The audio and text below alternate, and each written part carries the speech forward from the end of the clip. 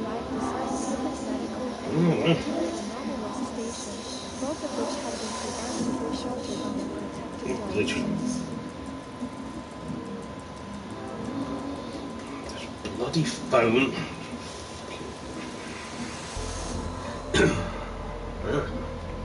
We were established in advance to preserve science and ensure the safety of what little remained of humankind, now standing at the brink of extinction. Despite limited resources, both stations, located in different corners of the planet, care for the colonists who have become the last hope for Earth's survival.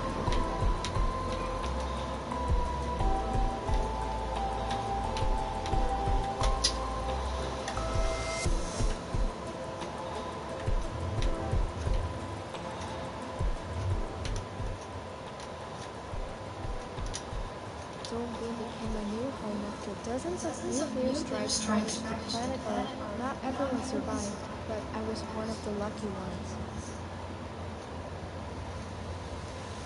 Beneath the massive dome made of titanium and polyceramic glass, the entire world is now sealed in.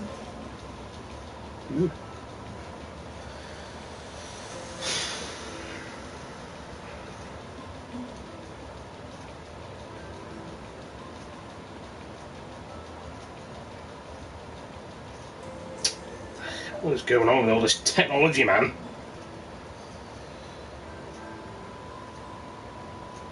Anything work these days? No, it's a bit annoyed with my phone a bit.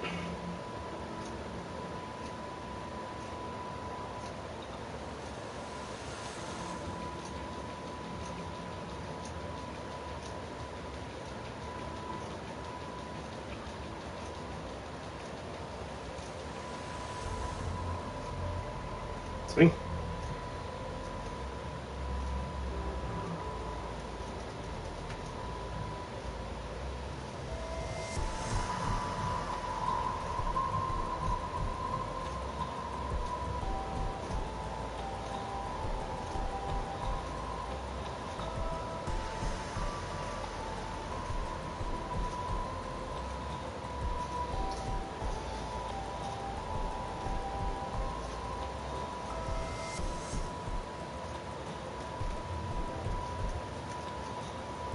Bloody hell, we're looking properly.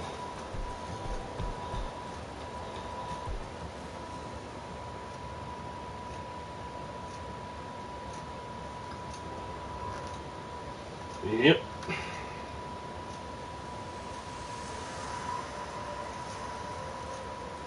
Each day, we gaze beyond its boundaries at a dead planet scorched by radiation, where no normal life can survive. These are the grim realities we witness through the thick glass, day after day, without understanding what we did to deserve this.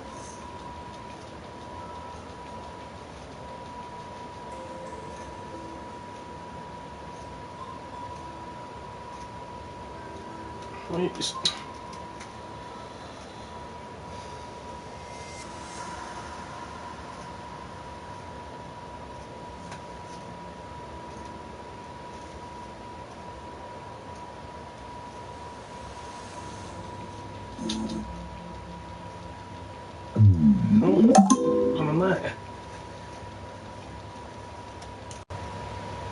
Why is it taking me up?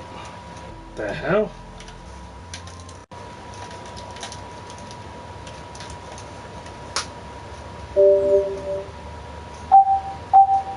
Stupid bloody thing.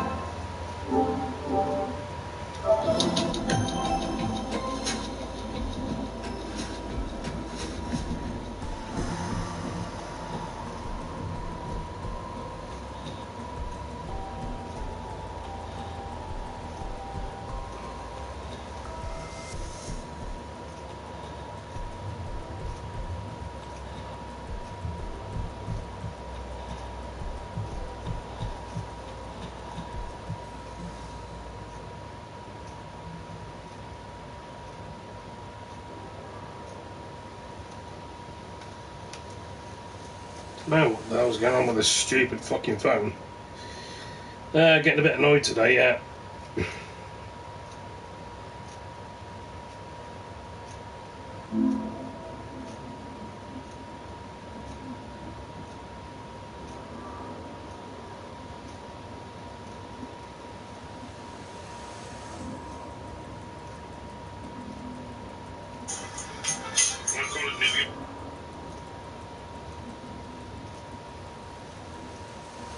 Please, and My friends and I were among the first to arrive here a week before humanity was wiped out.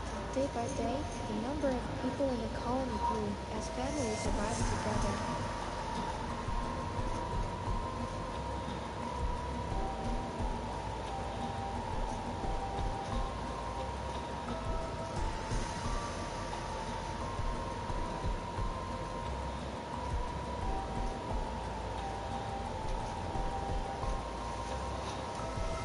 Unfortunately, the dome is a place of strict control. Inside, everything is divided into sectors, each harshly regulated by the council.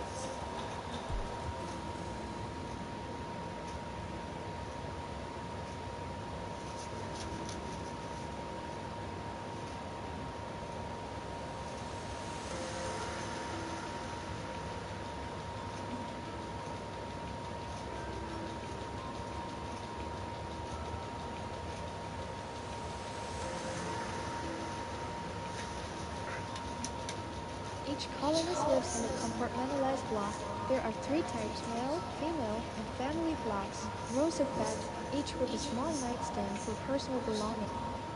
Everyone in the colony is assigned a professional role.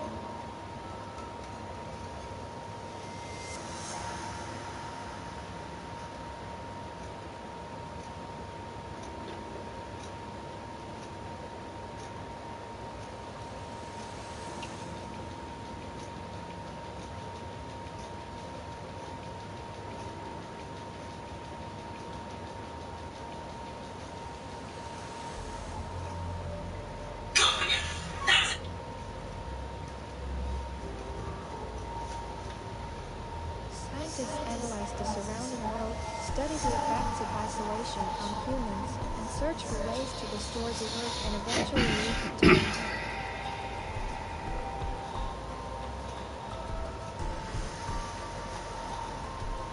Medics oversee the health of the colonists and monitor any changes.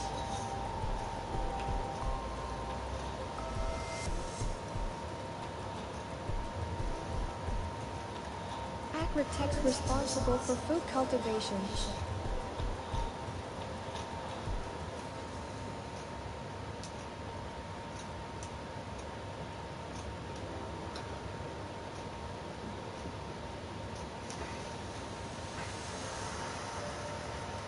Purifiers maintain air and water filtration and handle food processing.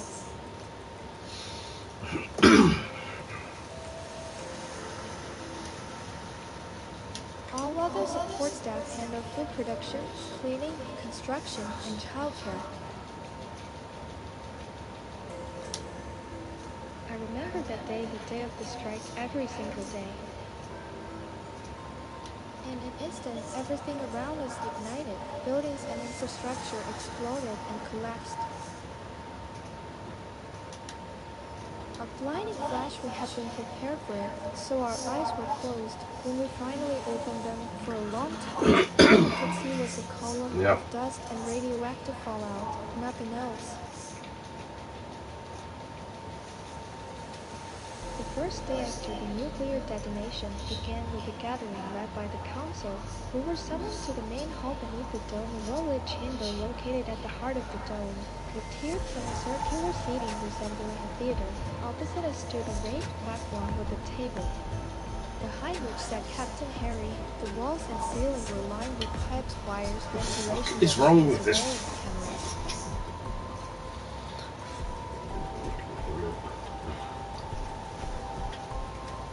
O'Hara, a broad-shouldered, gray-haired man in military uniform, stepped forward silently. With a stern gaze, he looked over us, sat behind the large table, and spoke.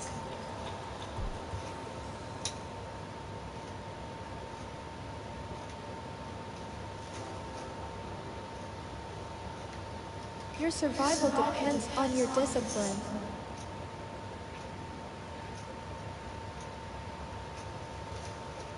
We have enough food and water for approximately 5 months. The distribution of existing supplies is strictly regulated per colonist, no exceptions.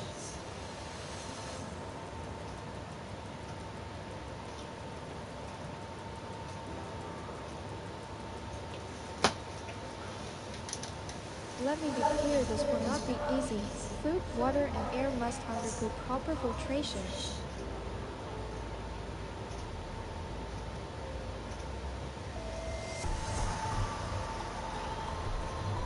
There's something wrong with that. Now I'm just trying to find why it ain't loading up properly.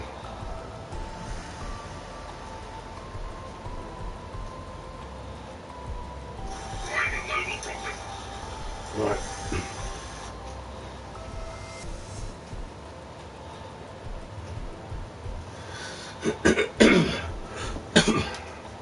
What if we fail to replenish supplies in 5 months? What then?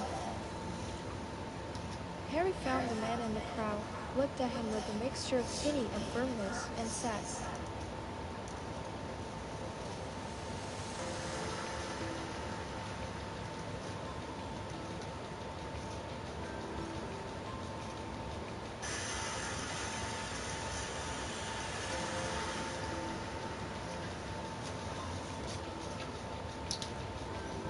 a murmur rose throughout the hall.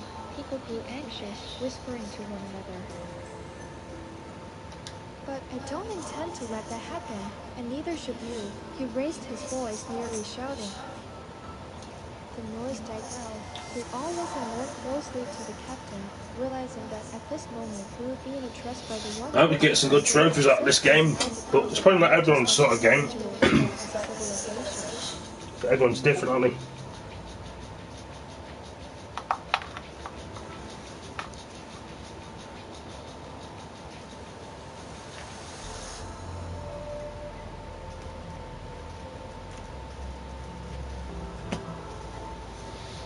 Right.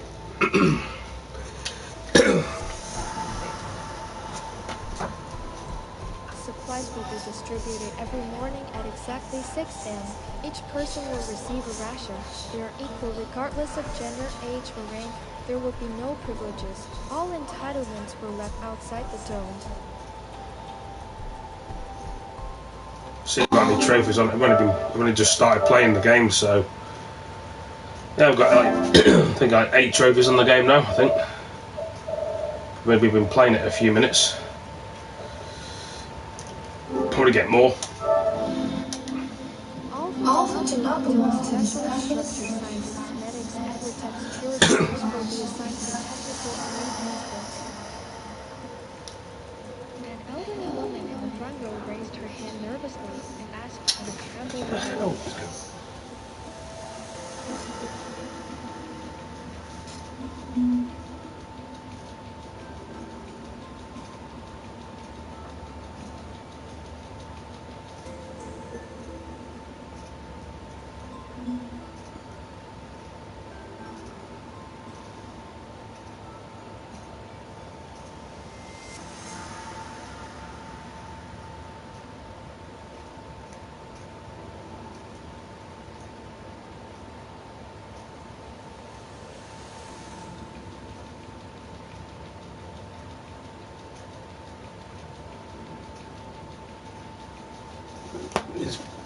Oh, yeah.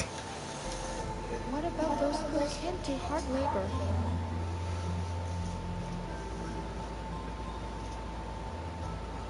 Everyone will contribute. There's work for everyone in the dome. If you can't perform physical tasks, you'll supervise the children in the daycare center while their parents work.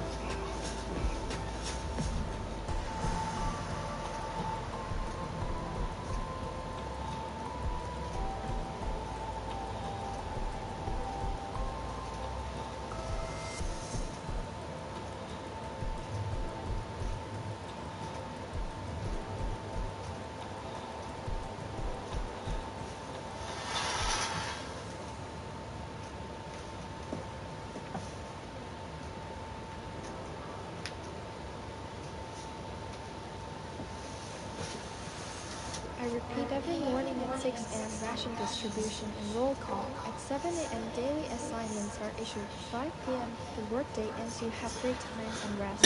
Yep. 9 p.m. everyone must be in their capsules. Whether you like it or not, you must follow the rules. The survival of each of you in this colony depends on it.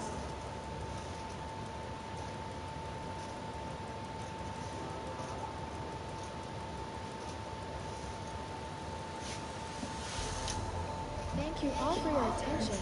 Now, a few words from your medic, Mark Wilson. Harry stood up and walked toward the exit. People whispered among themselves for a moment, some expressing concern. I slowly made my way to the podium.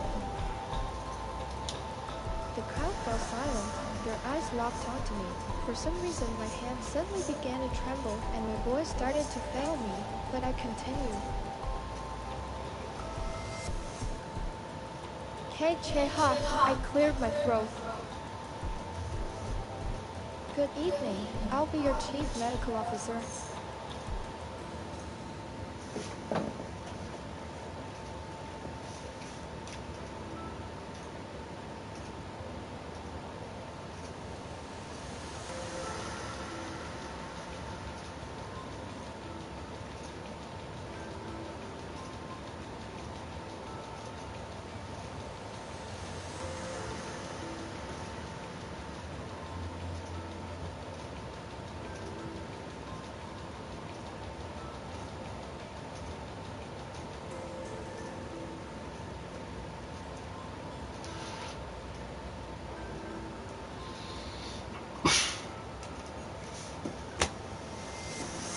People began whispering again.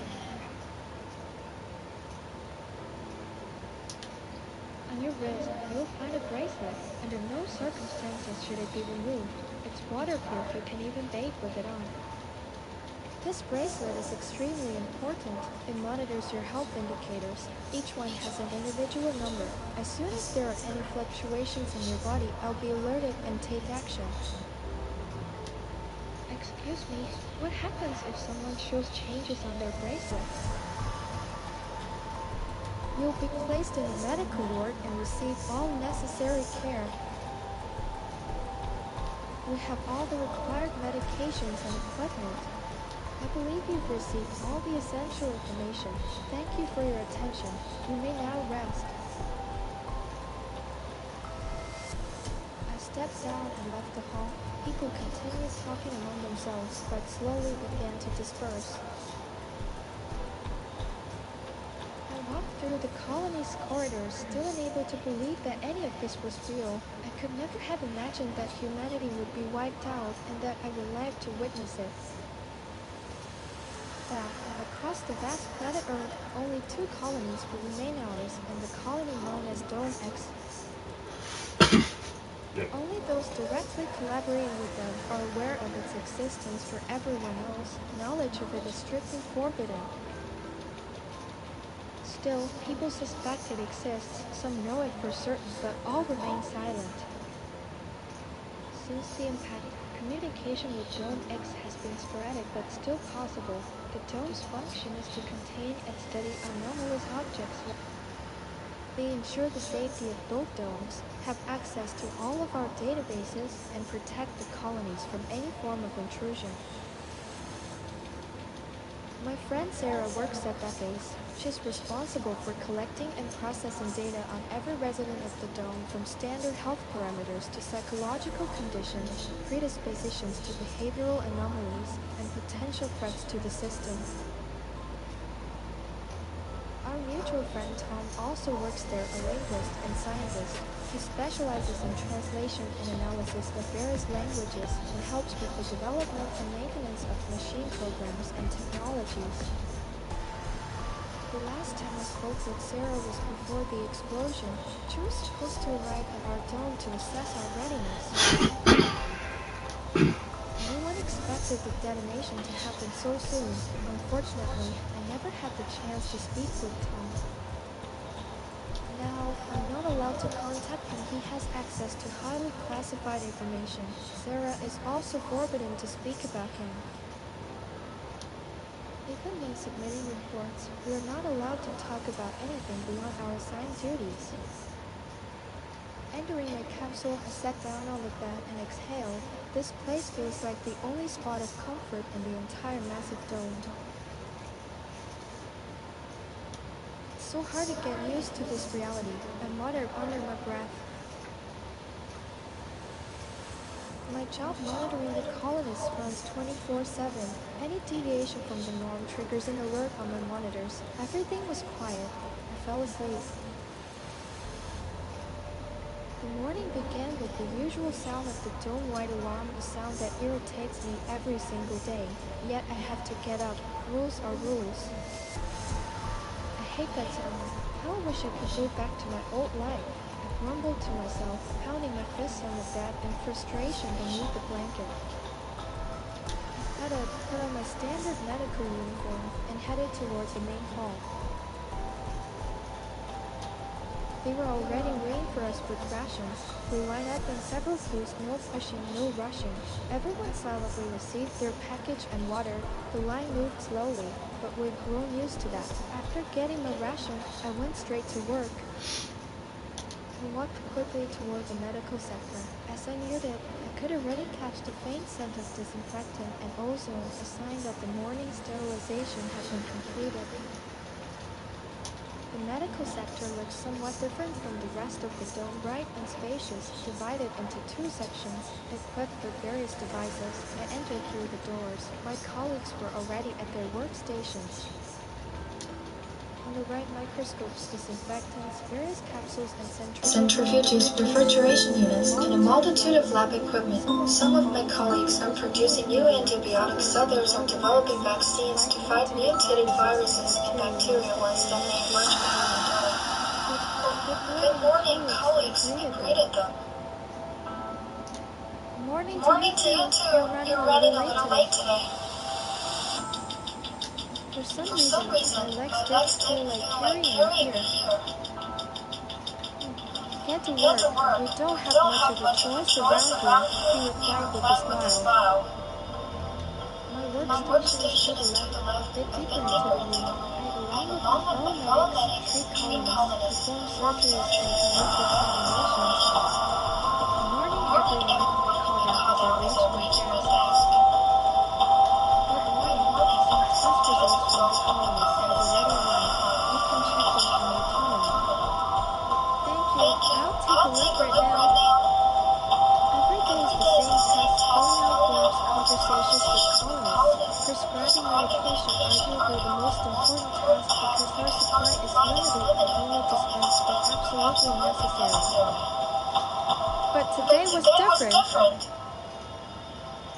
Without warning, a familiar scientist, Robert, came to see me. The moment I saw him, I was alarmed. Hey, are you busy? He asked in a trembling voice. Hey, no, come in and sit down. What's going on? Mutated animals are getting dangerously close to the dome more and more often. Mutated? What kind of mutations? Don't scare me, Robert. We've counted several dozen already. Deer with 3 eyes so far had 6 pairs of hooves. But what really shook me today, I heard about 2 headed bears approach the dome. They started banging their heads against it. What are we going to do? Do you have any ideas? I don't know. That's why I came to you. I'm scared we might start seeing humans with similar symptoms.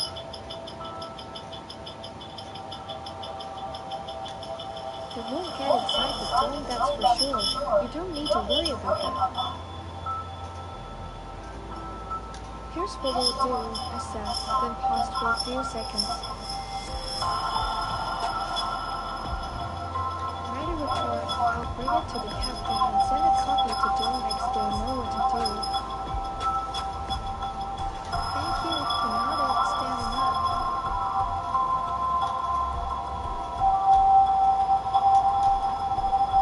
I hope we get this under control quickly, he added, heading for the door.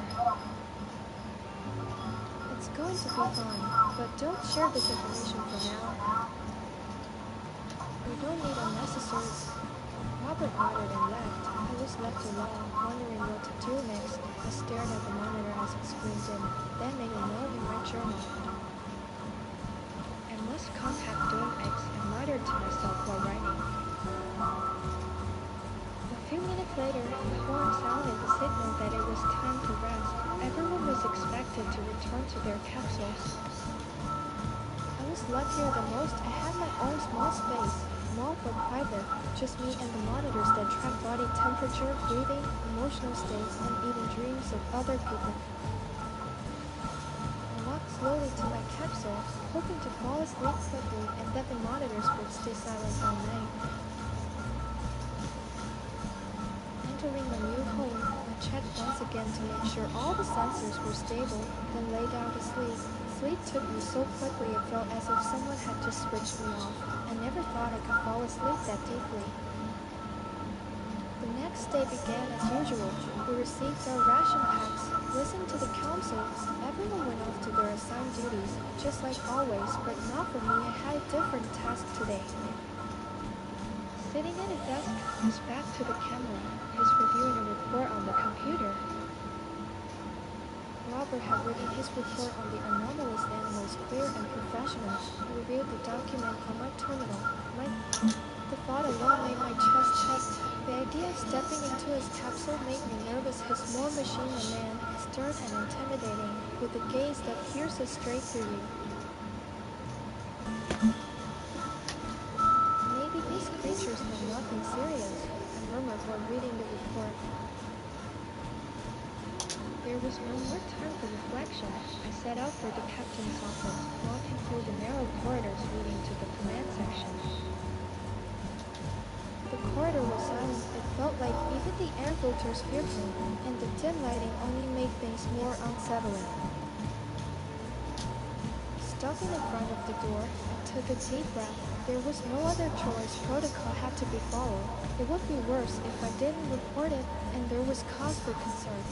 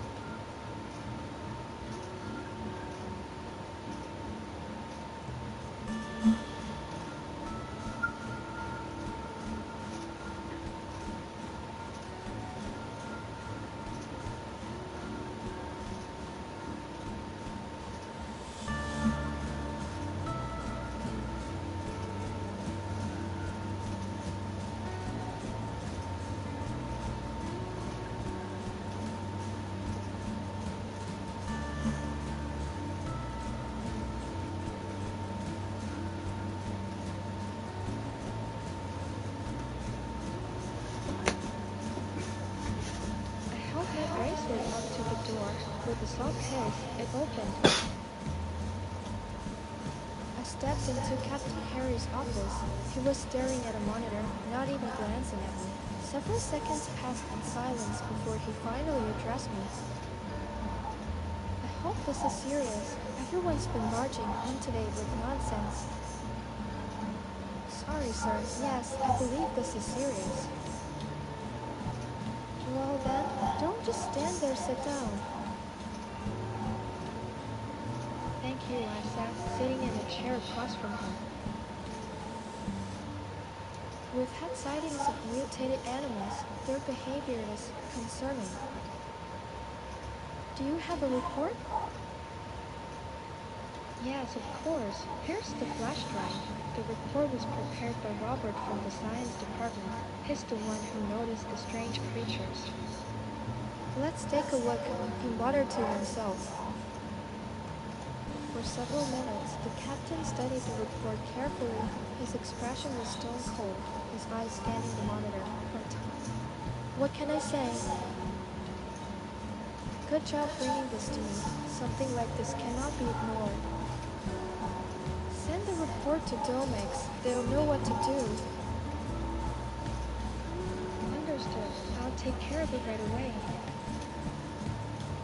May I be dismissed? Of course. You're free to go. Thank you, Isaac. Returning to my workstation, I immediately sent the report to Domex with a request for assistance. The rest of the day passed quickly. I didn't even notice when the signal sounded to head to rest. As soon as I entered my capsule, I didn't even have time to change when a call came through from Domex.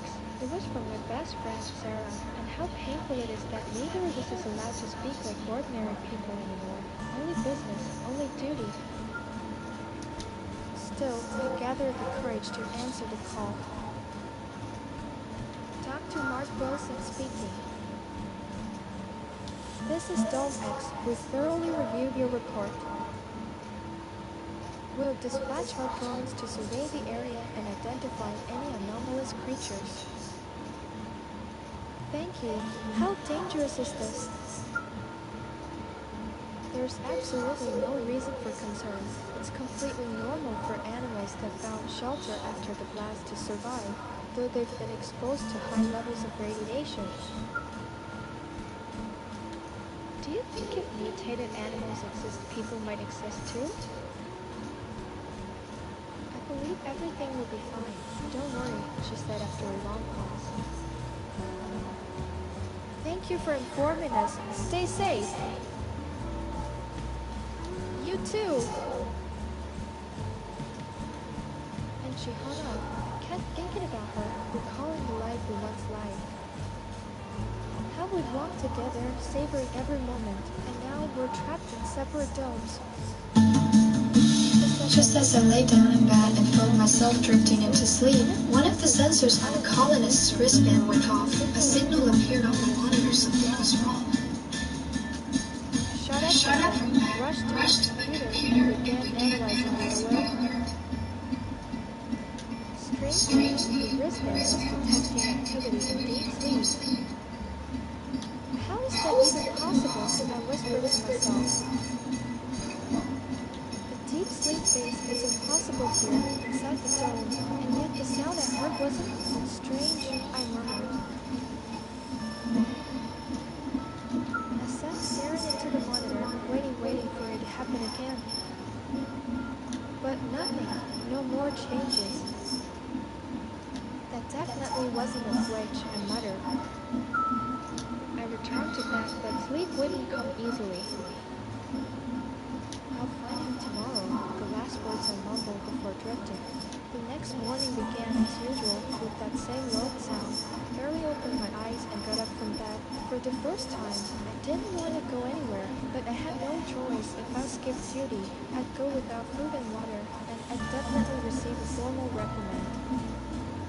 Dragging myself through the familiar corridors toward the main hall, everything around me felt unchanged. The same walls, the same pipes. Nothing ever changes here. I entered the hall as one of the last, but I still managed to get my ration.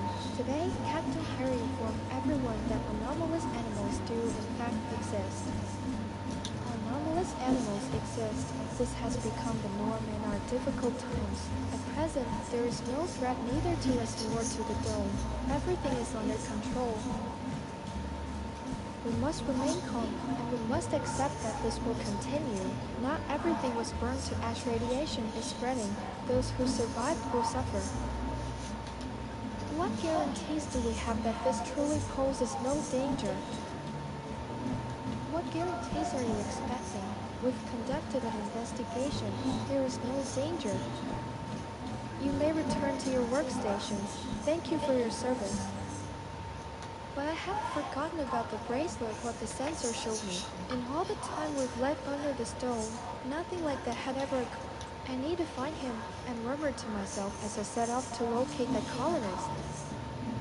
But first, I headed to my capsule to double-check everything, retrieve the bracelet number, and identify who it belonged to. I sat down at my desk and turned on the computer. I don't know why, but my palms were sweaty. Strange thoughts raced through my mind. What if he's anomalous too? I whispered. No, no way. I tried to shake off the bad thoughts as the system loaded. Entered my password and found the nightly surveillance protocol. Opened the tab I needed, and there it was, the information I've been looking for. Bracelet at 743 mile 1A. Time of anomalous disturbance 1:14 and 42. Signal type unknown. Sleep phase deep. House pattern elevated. I copied the bracelet data and began searching the resident database. It took a while. There are plenty of people living here. Who are you? 743 minus 1A. And what are you hiding from us? I murmured. While the system searched for the owner, I felt more nervous than I had on my first date. Chills ran down my back, and a heavy sense of unease settled in my chest. Name Max Smith. Residence sector male, block 17. Position air purification technician. No, it's not. Oh. Max hadn't broken any rules, no warnings on record, but I had to get to the bottom of this because if he had made contact outside the dome without us knowing, then we had a massive problem on our hands. I ran down the corridors toward the air purification sector. Steel walls lit by dim lights, the hum of ventilation fans above my head, all of it merged into a single echoing tunnel. Finally, the door, I leaned against the wall, bent over, gasping for air. My mouth was dry, and my heart was pounding so loud I could hear it in my ears. I tried to breathe deeply. Inhale, exhale, inhale, exhale. Calm down, Mark. Get a grip. I panted, trying to steady my voice and calm myself down. I pressed the bracelet against the scanner, and with a soft hiss, the door slowly opened. The moment I stepped inside, everyone stopped working and turned their gaze toward me. Some started whispering, others exchanged glances. I addressed the person closest to me and began to speak. Good afternoon. I need Max Smith. Could you tell me where he is? The room fell silent. Everyone looked at each other. That's me. What's going on? He said with a nervous voice. Nothing serious. I just need you to come with me. Sure thing. He slowly started walking toward me. We stepped out of the unit, and the doors closed behind us. I'd like to run a quick check on you. Would you mind coming with me to the medical sector? No problem. Is it something serious? I hope not. We'll sort it out there. Seated at my desk, I explained why he was here. I recorded some unusual activity during your sleep. What kind of activity? What happened? The sensors showed you entered a deep sleep phase. But that's not possible, he muttered. That's exactly why you're here. I began asking Max a series of questions, trying to understand what could have caused it.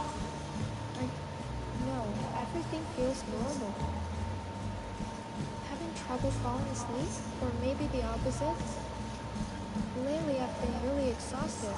My partner broke his arm and he's here with you.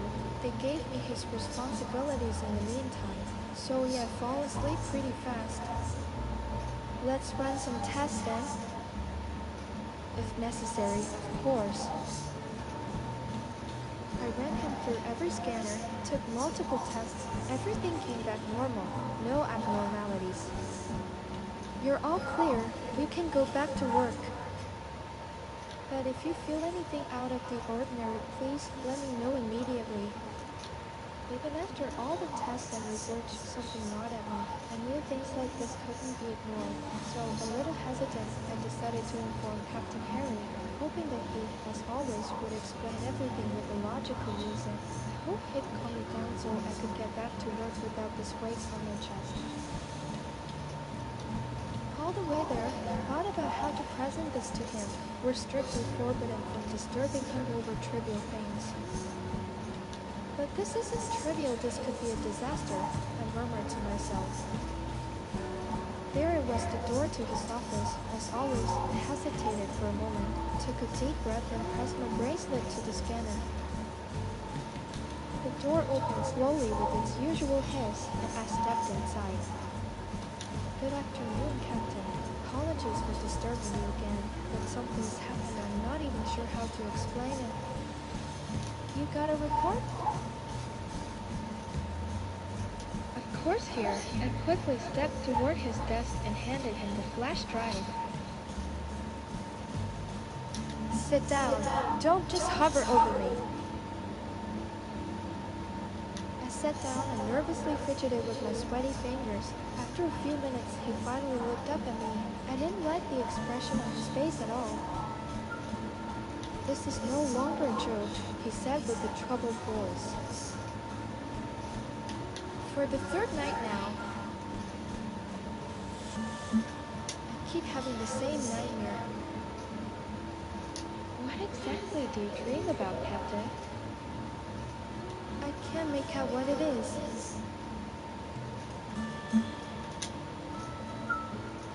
But it repeats every time the same thing.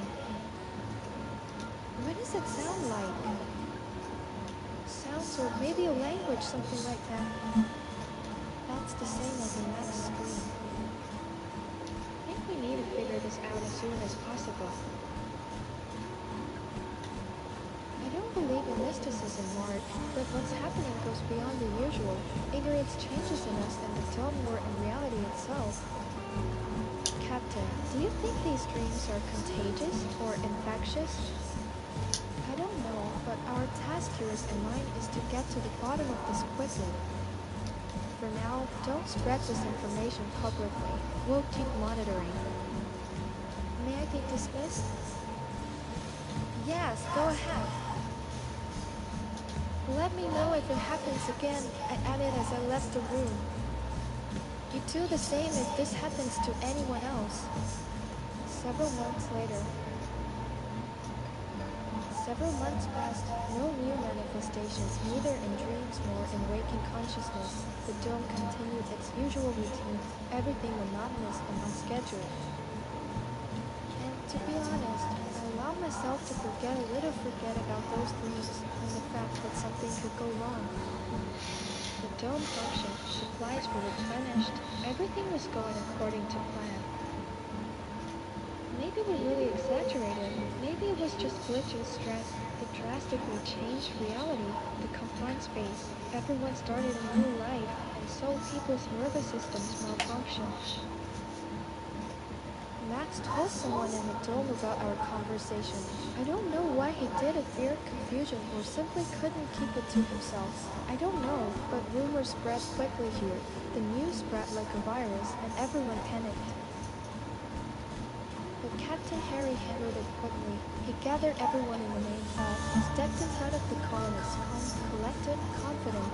His voice was even, a bit dry, as always. Everything is under control. These were just minor system glitches. We're already working on fixing them.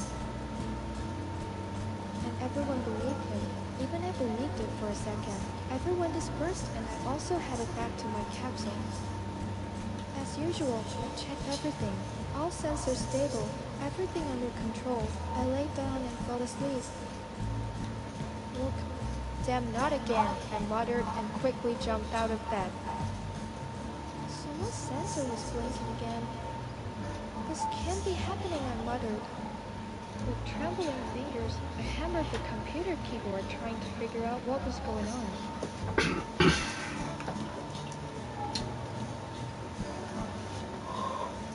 This is nonsense. quickly accessed the dome's database to check if name Mark Wilson, Living Sector Private, Block 0, Physician Chief Medical Officer. Notes none. I almost fainted from what I saw. I reloaded the database several times to check for errors, but knowing knew my bracelet number by heart. I don't remember anything, I muttered to myself. I leaned my elbows on the table and supported my head with my hands. What it do, I whispered endlessly. I went to lie down hoping to fall asleep, but sleep wouldn't come. I feared it was some kind of virus and how it would affect us further, but with Captain Harry and Max everything seemed fine. Maybe I'm just overworking it, I whispered. I turned to my side and finally fell asleep. As soon as the wake-up signal sounded, I ran to get my ration.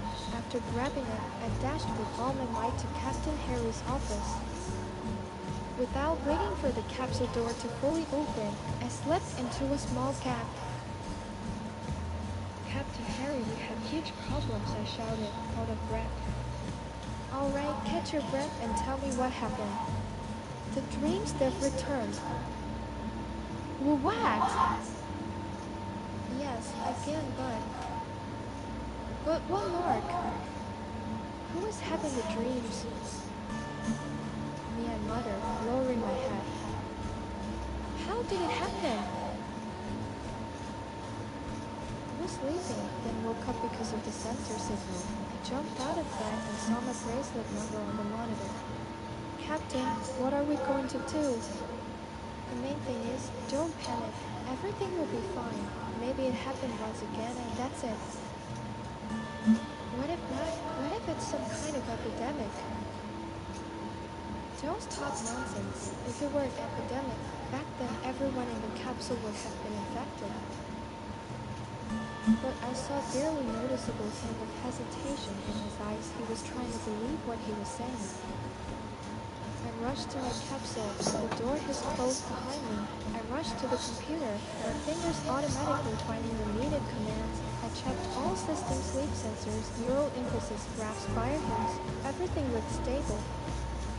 Mark 126. I stood up from the desk, fell onto the bed, and just stared at the ceiling. To be honest, I was a bit afraid to sleep, because if I fell asleep, it might happen again. My eyes slowly closed. I tried to control it, tried not to cave into it, but unfortunately, not for long. A sensor signal from one of the colonists woke me up. What the hell? I shouted, I jumped out of bed and ran to the monitors. Again, the same thing, deep sleep phase and strange sounds like birds. Okay, let's take a look. I opened the sleep recordings of Max and myself and decided to compare them with the sounds from this colonist's sleep.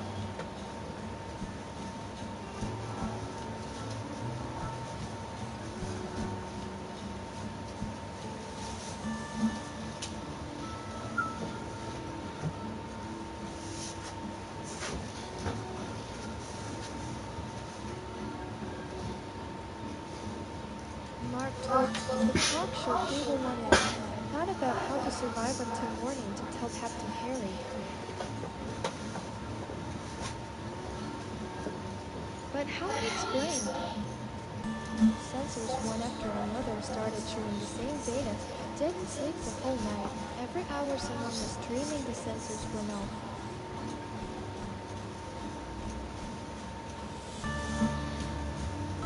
How is this even possible? Or maybe I'm going crazy, I muttered. Finally, the wake-up signal. I quickly dressed by inertia, straightened myself, and rushed for my ration. Within a few minutes, I was in the command center. I ran so fast I didn't notice one colonist and knocked him down.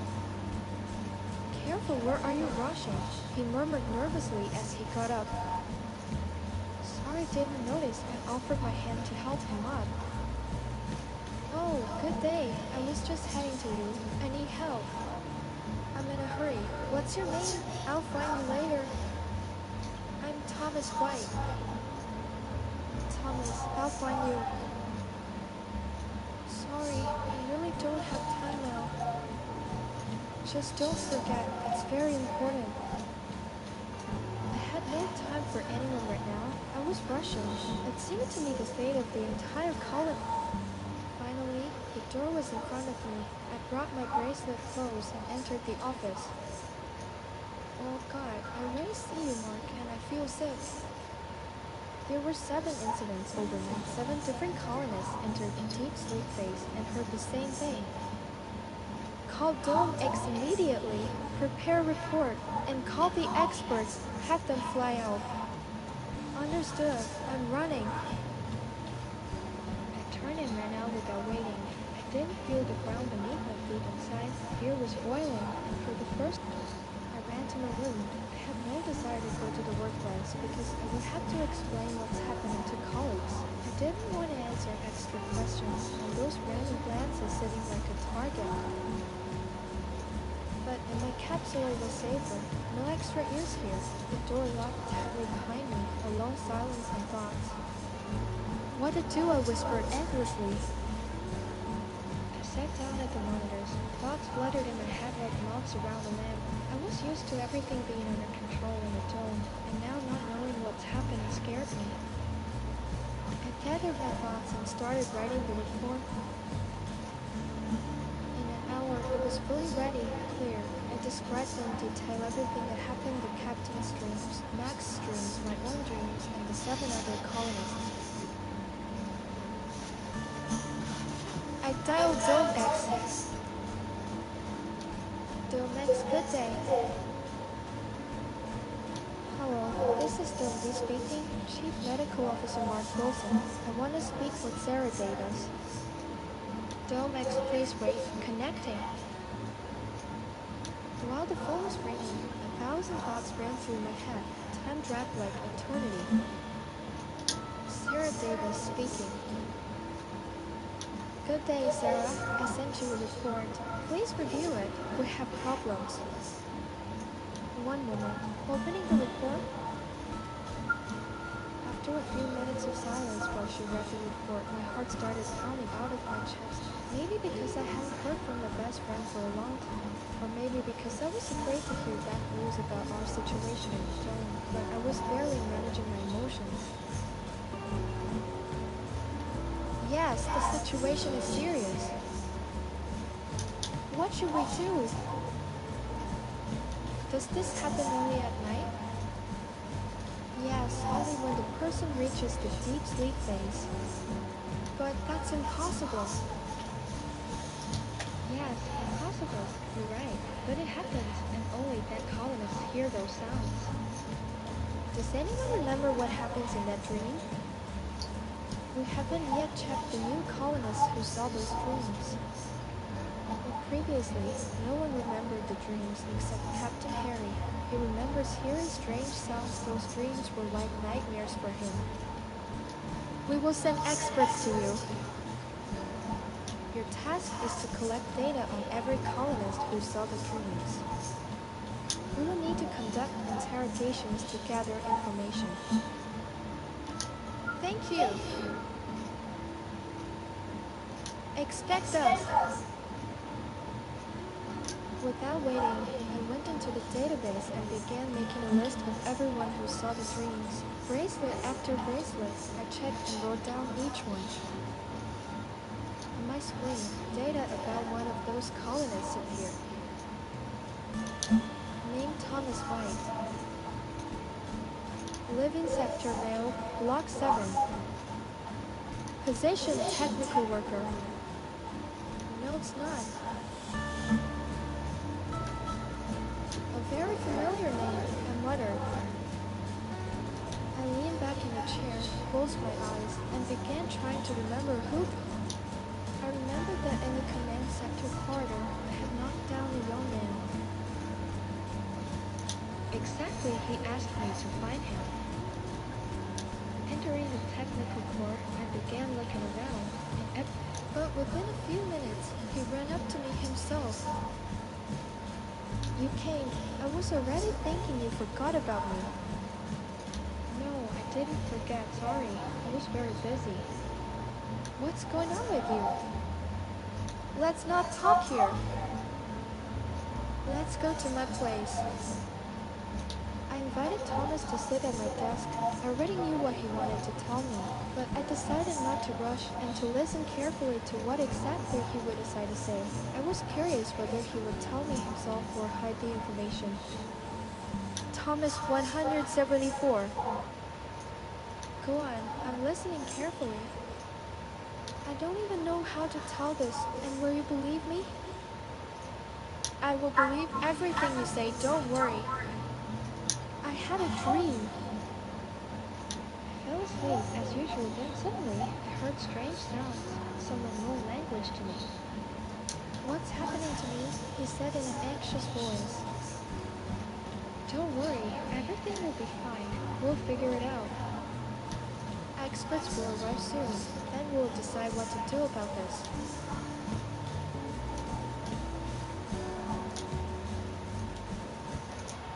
The day the experts from Dome X arrive.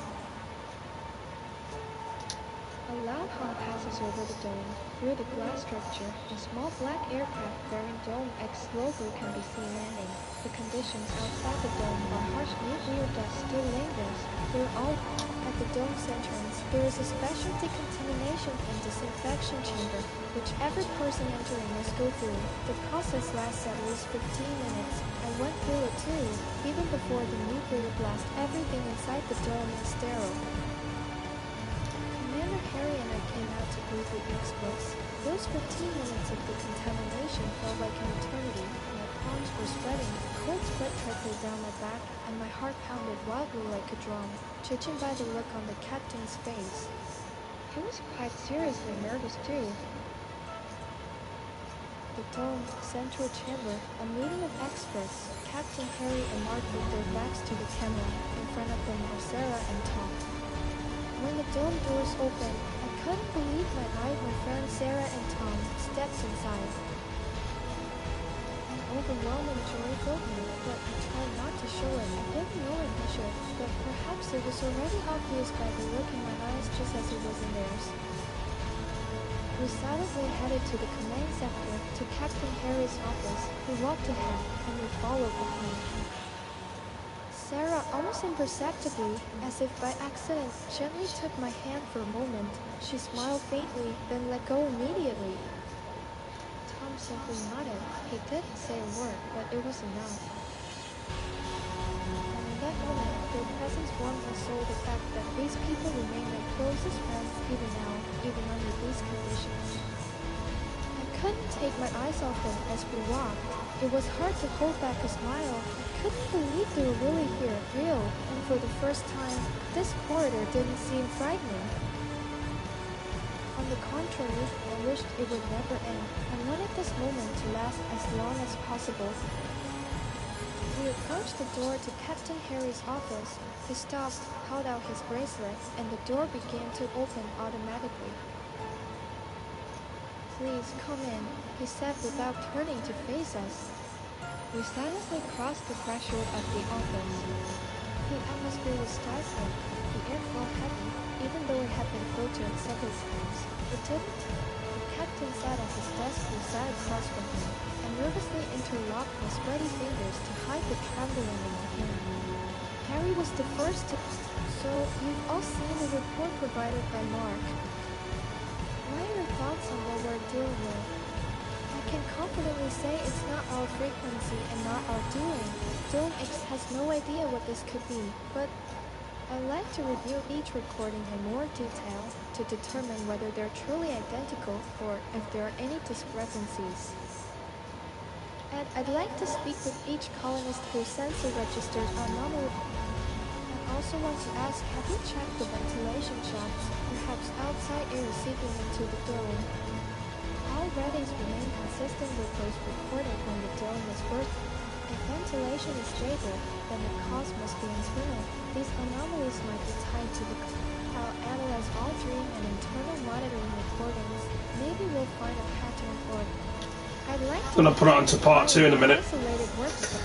Of course, Give me a second, people. I'm just changing the stream over to part 2 on the game. Just give me 1 second. Sorry for pausing the stream. Every hour I change the stream over. So now I'm up to. Give me 1 second. I'll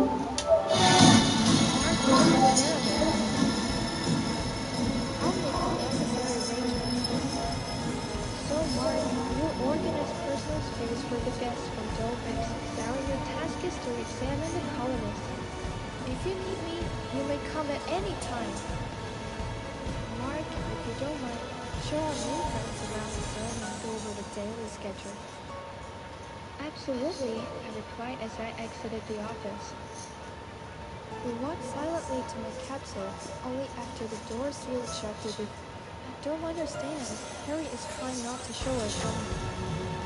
Yes, because he had the dreams too, and so. And Tom exchanged glances. They were visible. How are you feeling?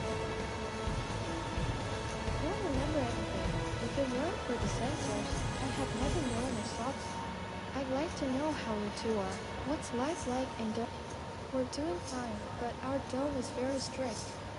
Every step is monitored. You can't even have a proper heart-to-heart conversation. It's tough, of course, but we've grown used to it. Bloody loopless. Here's the placement plan. Sarah, your room is in the medical block, right next to the analytic. You've been assigned a capsule in the observation sector. It's isolated and connected to the data archive. Perfect. Then I'd like to start working immediately. Mark, I'll go set up. You gather everyone in the medical block whose sensors trigger. Should we also call Captain Harry? Not yet. We'll handle the others first, then you and the captain last. I caught the colonists. There were 8 whose systems had shown anomalies. One by one, they entered the medical sector. They were tense and a bit frightened. I tried to reassure each of them, promising everything would be okay. Some even attempted to joke. The Sarah weren't fighting.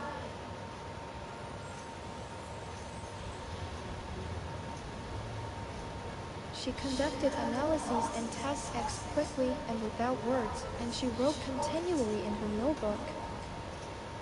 No unnecessary emotion crossed her face, but I saw that she noticed everything, every nervous twitch, every gaze cast down, every pause in their voice. She wasn't just recording physiological data, she was reading these people like an open book.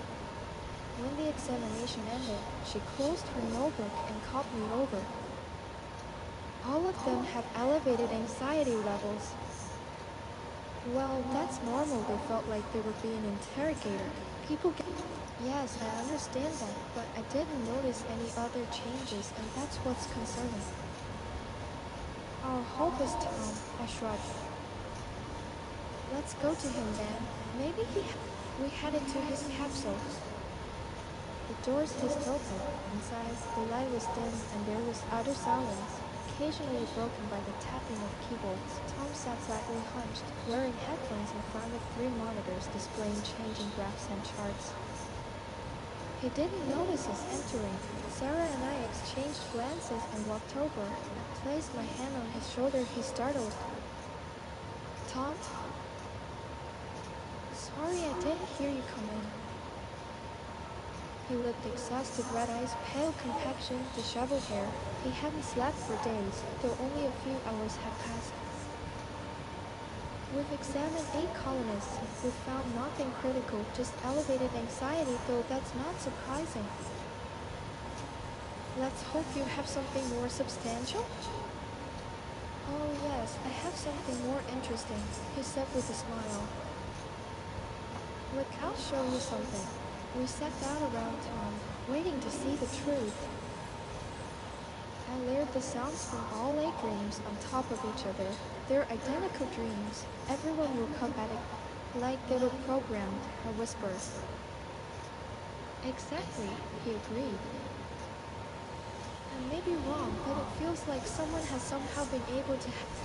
And into yours too, she said almost in a whisper, fear in her voice as she looked at me.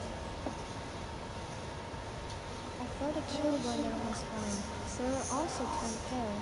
For a few seconds, we all remained silent, as if trying to process the information, especially me. Are you okay? She laid a hand on my shoulder.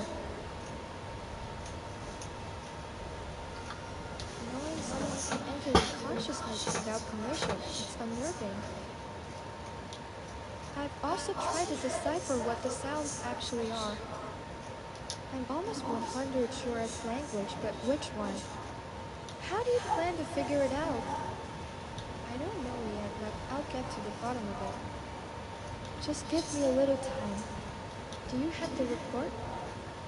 Yes, of course. We'll go take it to the... And you'll have time to sort things on your end too, she said as we headed for the... Okay. We walked quickly, step by step, the air filters humming around us. Sarah walked beside me, her voice soft as she tried to reassure me just like she used to. Don't worry, we'll figure this out. These are just our initial... It's okay, don't worry, I'm fine. But I lied. I was far from flying. Those stupid thoughts wouldn't leave me. I'm afraid I might hurt someone or infect my friends or another colonist. In front of us were the captain's doors. They slid open and I entered first, confidently. Sarah followed. I realized how often I'd been here. I was no longer afraid of this place. My hands no longer trembled or sweated like before.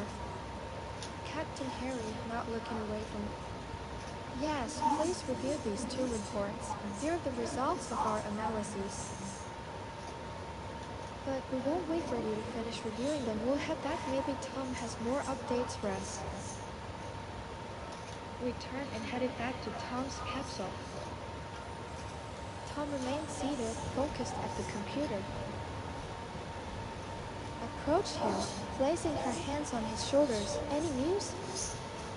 Yes, there is, but it may sound strange. We're listening. Nothing could surprise me. I converted the signal into the spectral domain, and I got this. On the screen appears text 11 on 1,857 minus 43 on 45,839. I've tried everything ancient languages, algorithms. I even tried translating into various modern languages, hoping to find some clue, but no luck. But what I discovered afterward will definitely surprise you. Speak, don't hold back. Most of it appears to be coordinates of something. How are you going to figure out what exactly? Sit down. Let's check now. I've been waiting. Wanted to do this together. Tom opened a navigation display, typed quickly, checked. Symbols flickered and lines changed at lightning speed. He was entering search queries, comparing coordinates. So fast I couldn't even read what was on screen. He was fully immersed. If on is the signature, then he murmured, deeply engrossed. We wanted to ask what he was doing, yet we were afraid to breathe, lest we break his concentration. Then the unreal silence was broken by the sound of the capsule door opening. Captain Harry stepped in. What's going on here? I can't wait any longer, he asked, approaching. Shaft, I put a finger to my lips. The captain walked over and silently watched what unfolded. On the screen appeared some kind of route. We all exchanged glances. Only Tom didn't take his eyes off the screen. We all stopped breathing, and unreal silence hung in the capsule. There, that's it, he exclaimed loudly, and we all jumped. What is it? He asked, surprised. Tom was silent. He looked at the screen for a few. Well, don't stay quiet. The program has plotted a route to the coordinate. Then we must go immediately, she exclaimed, standing up. Yes, we leave now. No waiting. He grabbed a tablet and rose. I'm coming with you, I announced. No, you won't go. Leaving the perimeter of Dome V is strictly prohibited. So, the captain's right. We must follow protocol. They gathered their gear. The captain ordered rations issued. They donned protective suits and headed toward the exit. We followed behind the captain. Don't worry, we'll stay in radio contact. Everything will be under control, she said, turning to me. What if something goes wrong? Reinforcements will come. Stay in touch, be safe. You have only 1 day of supplies. If we don't regain contact by then, reinforcements will be sent. The airlock door slid open with a heavy hiss. As soon as Sarah and Tom stepped across the threshold, the door sealed shut. Minutes later, their small recon helicopter rose into the sky on the horizon. Black as a shadow, it ascended, its fuselage bare. I watched them silently until they disappeared beyond the horizon. Now we wait, he said, then left. I couldn't shake the anxiety. It coursed through every cell of my body. I paced back and forth across the central hall. Screen fades to black. Eye-opening animation.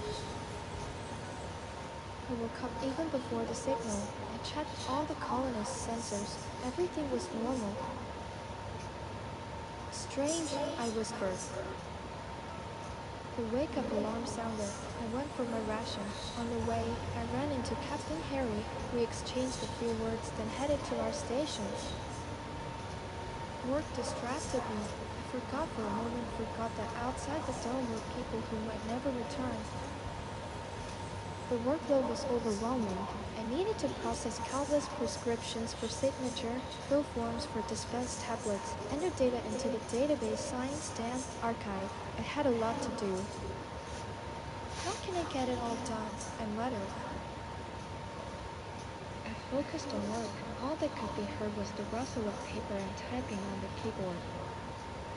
Then the radio crackled. I jumped. My heart pounded. Don't. This is the over. Seconds of static on the radio drove me. We found it. Her voice came through, fragmented. Static, then silence again. My palms sweated. The balance I'd only recently regained was gone again. Then the radio. Over, I said in a trembling. We're coming back, she added. The radio. Several hours later, Tom and Sarah returned to the dome. I'd been waiting for them in Tom's capsule. Those were the longest hours of my life. I paced from wall to wall. Suddenly, the familiar electronic hiss of airlock doors, a soft hiss of air. They stepped into the capsule. Their faces were exhausted, eyes deep and shaded. Their movements were slow. They collapsed onto the bed. Finally, he sighed heavily. Not just a day, it felt like an eternity.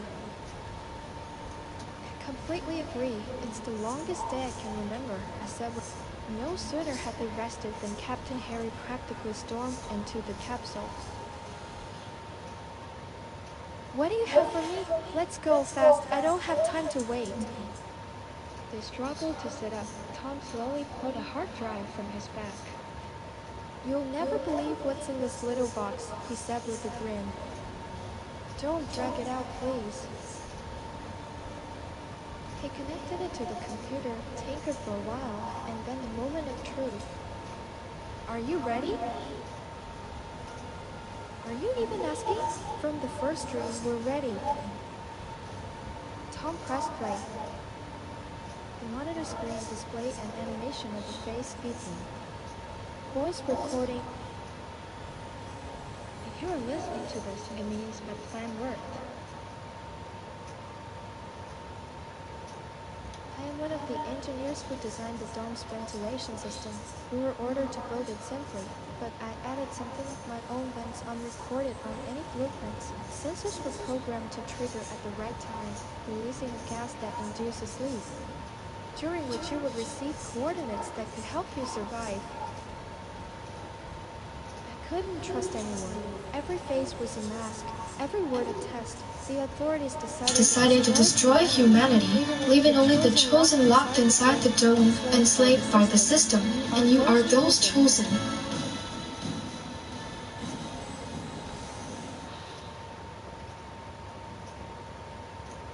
But I hope that thanks to your plan and your courage, life will exist beyond the dome.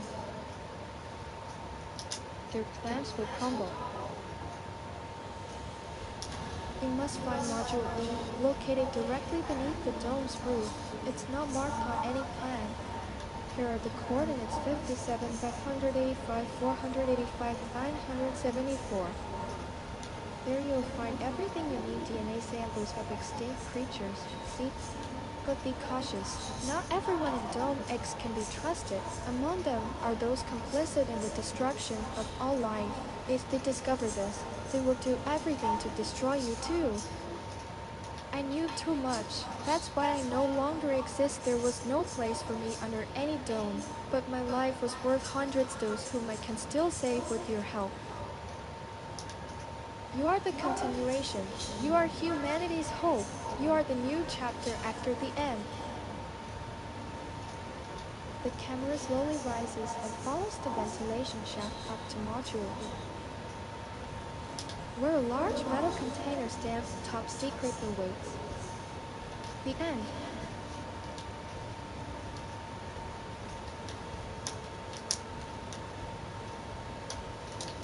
The end.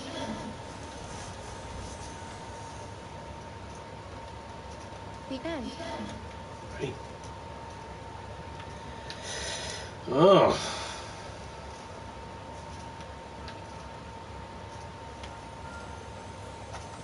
I was hoping it was going to go further than that, but unless at the end of the game.